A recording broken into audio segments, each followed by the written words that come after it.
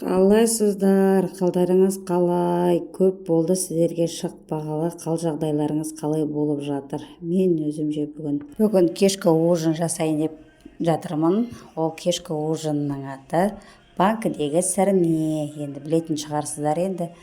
Енді оған осылайына сарымсағымды полып кольца қылып турап, картошкамды, сладкий перецімді, капустамды, морковымды даже бәрін турап дайындап алдым.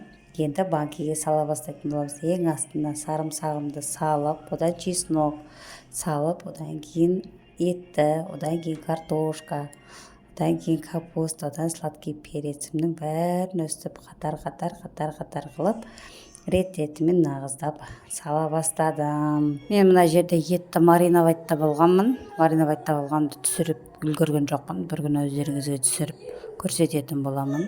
Осылайынан тұз бұрышымды сеуіп отырып, жақсылап тұрып нағыздап. Осылайынан бәрін нағыздап салып алғаннан кейін суға тұзды салып, жақсылап тұрып араластырып, банканың үстіне құйып, одан кейін қазанымды әкеліп, қазанның астына орамал төсеп, тастай суық суды құйып, 2 сағатқа газға жай отта қойып қойдым. Жасап көріңіздер, дәмі өте